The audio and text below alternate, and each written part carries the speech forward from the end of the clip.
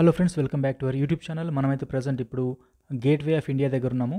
ఈ gateway of India తర్వాత ఎలిఫెంటా కేవ్స్కి వెళ్ళే బోట్ ఫెర్రీ పక్కపక్కనే ఉంటాయి. అయితే ఈ గేట్వే ఆఫ్ ఇండియా ఎందుకు కట్టారంటే కనుక బ్రిటిషర్ అయినటువంటి జార్జ్ V ఒక చక్రవర్తి, ఇతన్ని ఇండియాకి చక్రవర్తిగా పట్టాభిషేకం చేయడానికి December 2, 1911 రోజు ఇండియాకి వచ్చాడు.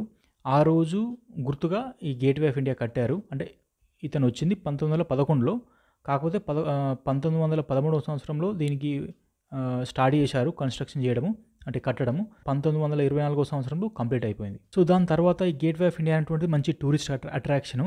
అంటే ఆ టైంలో ఏంటంటే ఎవరైనా ఇంపార్టెంట్ గవర్నమెంట్ అఫీషియల్స్ కానీ ఎవరైనా పొలిటికల్ అఫీషియల్స్ కానీ వస్తే కనుక ఈ గేట్వే ఆఫ్ ఇండియా ద్వారానే ఇండియాకిలోకి ఎంటర్ అయ్యేవాళ్ళు.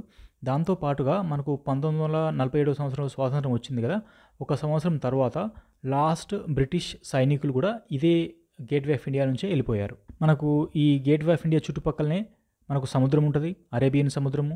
తర్వాత ఫెర్రీ జెట్టి స్పాట్ ఉంటుంది, అంటే జెట్టీస్ మనం ఎక్కి ఎలిఫెంట్ కేవ్స్ వెళ్ళడానికి. దాంతోపాటుగా మనకు ఒక సైడు తాజ్మహల్ ప్యాలెస్ హోటల్ ఉంటుంది, టవర్ హోటల్ కూడా ఉంటుంది. ఈ ప్లేస్ ఏంటంటే జనరల్గా ఈవినింగ్ టైంలో చాలామంది వస్తారు.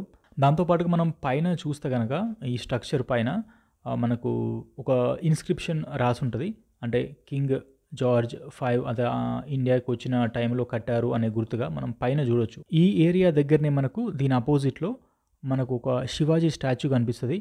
చాలా ఫేమస్ మహారాష్ట్రలో శివాజీ మహారాజ్ అంటే. దీని అపోజిట్లో ఏంటంటే కింగ్ జార్జ్ V వచ్చిన టైంలో ఈ గేట్వే ఆఫ్ ఇండియా కట్టారని చెప్పుకున్నాం కదా, ఇతని స్టాచ్యూ యాక్చువల్గా అపోజిట్ ఉండేది ఈ జార్జ్ Vది. ఇప్పుడు ఏం చేశారంటే అది తీసేసి శివాజీ మహారాజ్ యొక్క స్టాచ్యూ అక్కడ పెట్టారు, మనకు అది కనిపిస్తుంది.